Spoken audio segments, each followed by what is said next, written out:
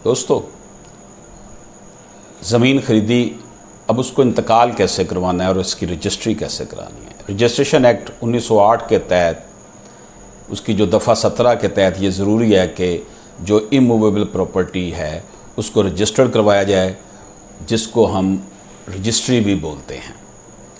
ये जो immovable property जायदाद, मसलन प्लाट हो, मकान हो, दुकान हो या ज़रई रकबा हो, ख़रीदने से पहले और इस जायदाद का फ़र्द निकलवा कर तसल्ली कर लें कि आया ये जायदाद मुतनाज़ा तो नहीं है, या जायदाद की बाबत को केस तो नहीं चल रहा है, इसे रहन तो नहीं रखा हुआ, मॉर्गेज तो नहीं कराया हुआ, इसके ऊपर कोई कर्ज़ा तो नहीं लिया हुआ, इसके ऊपर कोई स्टे तो नहीं है।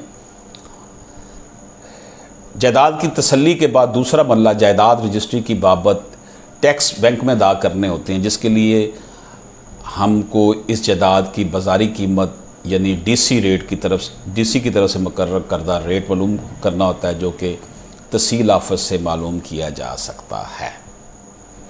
डीसी रेट के मुताबिक 6% टैक्स फाइलर 5% टैक्स बैंक में जमा करवाएगा और स्टाम्प पेपर मंगवाता है।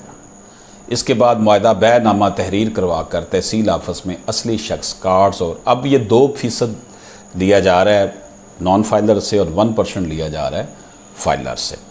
इसके बाद मुआहदा बैनामा तहरीर करवा कर तहसील ऑफिस में असल शनाख्ती कार्ड और 2 अदद इसी इलाके के गवाहान के साथ रूबरू तहसीलदार पेश होकर दस्तखत और अंगूठा निशान सबत करने होते हैं, जिसके बाद रजिस्ट्री का अमल मुकम्मल हो जाता है। ये सब रजिस्ट्रार करता है इसको तहसील ऑफिस में। अगला मरहला पटवारी के पास जाकर रजिस्ट्री की फ़ोटोकॉपी जमा करवा कर इंतकाल अपने नाम ट्रांसफ़र करवाना होता है। ये मुख्तसर सी वीडियो जो है आपको बहुत से फ्रॉड से बचा सकती है। इजाज़त दीजिए, अल्लाह हाफ़िज़।